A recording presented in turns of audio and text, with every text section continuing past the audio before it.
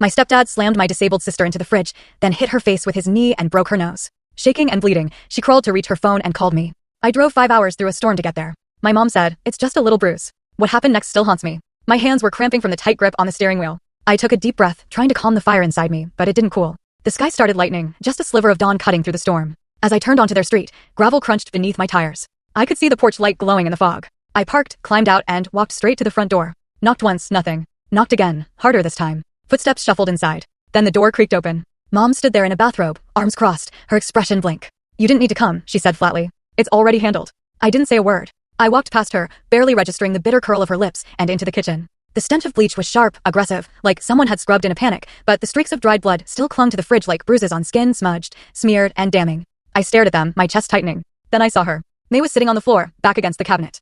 Her hair was tangled, her cheeks swollen, nose packed with tissue. One eye had gone nearly purple. But the second she looked up and saw me, her face cracked. Not with pain, but something deeper. Relief. Something she hadn't allowed herself in too long. "Hey," I whispered, dropping to my knees beside her. She reached out, fingers trembling, and I cupped her face gently, careful not to touch the worst of the bruises. Her eyes welled with tears, but she didn't sob. She just let them fall silently. "I didn't know who else to call," she whispered. I swallowed the lump rising in my throat. "You did the right thing." I wrapped my arms around her, and for a moment, neither of us said anything. I could feel how thin she was beneath her sweatshirt. Her breath came in shallow hiccups, and she clung to me like a child. "You're here," she murmured, like she still didn't quite believe it. "I'm here," I said. "And I'm not going anywhere." Behind us, footsteps shifted on the old wooden floor. I turned. Mom stood just past the hallway, arms crossed, still in her robe. Her expression was unreadable, somewhere between annoyance and indifference. "He left for work," she said flatly. "Like a man should. There's no need to cause a scene." I didn't respond. I turned back to May, brushed her hair behind her ear. My hands were shaking. "Do you want to rest for a bit?" I asked gently. "I'll make some tea. Check on the house. You just breathe." She nodded. "Slow, careful." I helped her to the couch, tucked a blanket over her legs. Then I went back into the kitchen. My movements quiet but deliberate. The bleach smell was stronger now. I opened the windows. Something gnawed at me. Something more than anger, more than the helpless guilt I always felt in this house. Something didn't sit right. While boiling water for tea, I opened the drawer next to the fridge, looking for a spoon. That's when I saw it. A folder tucked beneath a mess of unpaid bills and receipts.